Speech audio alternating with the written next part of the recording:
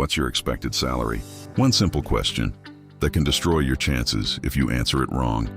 Today I'll show you how to confidently respond, avoid the traps, and even negotiate like a pro. Whether you're a fresh graduate or an experienced professional, stay till the end, because I'll share the exact scripts you can copy and use. Why do recruiters ask about salary expectations? When a recruiter asks, "What are your salary expectations?" it can feel uncomfortable. But here's why they ask, and it's not to trick you. 1. To match you with the right roles. Recruiters work with specific budgets from companies. If you're far outside the salary range, they'd rather know earlier than waste your time with a mismatch. 2. To understand your value in the market. Your answer tells them if you know what your skills are worth. If your number is way off, too low or too high, it raises questions. 3. To manage expectations for everyone. They don't want to send a candidate asking for $5,000 more than the client will pay. And if you lowball, it can hurt your chances too. It makes you seem inexperienced or desperate. Here's the tricky part. Say too high, you might be cut from consideration. Say too low, you might get offered the minimum. Instead of guessing, ask back. I'm flexible and more focused on the opportunity. What salary range is budgeted for this role? It shows confidence, professionalism, and leaves space for negotiation. Common mistakes to avoid when talking about salary expectations. Saying, "I'm open to anything."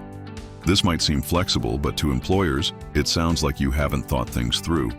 It gives the impression that you lack direction or don't know your worth. Instead, give a thoughtful range based on research.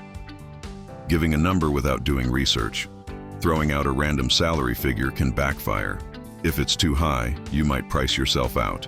Too low, and you're selling yourself short. Always check salary benchmarks on platforms like Glassdoor, PayScale, or LinkedIn before your interview. Undervaluing yourself out of fear. Some candidates say a lower number, hoping to increase their chances, but that strategy can hurt you. Companies might question your confidence or assume you lack experience.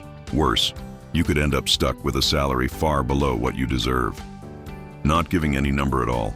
Avoiding the question entirely can be a red flag. While it's okay to turn it around and ask about the company's range, being completely evasive may make you seem unprepared or overly cautious. Not tailoring your answer to the job and location. A good salary in one city might be low in another. Always factor in the cost of living, industry standards, and the level of the role before giving your range. Smart ways to answer the salary expectations question. Deflect best early in the interview process. I'd prefer to learn more about the role and responsibilities before discussing salary expectations. Why it works. This keeps the focus on your value, not just the price tag. It buys you time and shows that you're thoughtful, not just chasing any number. Use this if the company hasn't shared enough yet, or if it's your first conversation. Give a research-based salary range. Based on my research and experience, I believe a fair range would be between X and Y. Why it works. This shows you're prepared, professional, and know your worth. You've done your homework. Just be sure to tailor your range to the role, location, and your experience level. Don't throw out numbers without context. Give a range, not a single number, and make sure the bottom of your range is still something you're happy with. Turn the question back. May I ask what the budgeted range is for this role? Why it works. This puts the ball back in their court. Many employers will share the range if you ask, and this way, you don't risk lowballing yourself too soon. It's assertive, but respectful. Follow up with, "That sounds reasonable. I believe we can find a number that works for both sides." These answers show confidence, professionalism, and flexibility. If they push you for a number, some recruiters won't take "let's discuss later" as an answer. They'll say, "We need a number to move forward," and in that moment, you need to be ready. How to respond. Given my 3 years of hands-on experience in digital marketing, my track record with successful ad campaigns, and the current market rates in your city, I'm targeting something in the range of $3,500 to $4,000 per month. Why this works. It shows that you've done your research, you're not guessing. It frames the number in the context of your experience, results, and market standards. Most importantly, it's not rigid. It's a range that opens the door for negotiation without sounding inflexible. Always aim for the top of your range because most employers will try to negotiate you down. If you say $3,000, $3,500, they'll likely offer $3,000.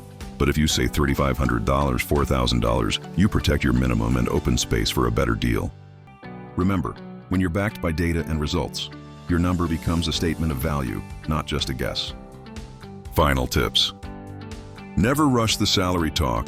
Hold off on numbers until the employer clearly sees your value. When they're excited about what you bring to the table, they're more likely to meet your range. Know your market value. Use tools like Glassdoor, LinkedIn Salary, PayScale, and local job boards to find out what others with your skills are making and adjust for your experience, industry, and location. Be confident, not apologetic. Asking for fair compensation isn't being difficult. It's being professional. You're not begging for a favor. You're offering skills, experience, and results that's worth real money. Rehearse your answer.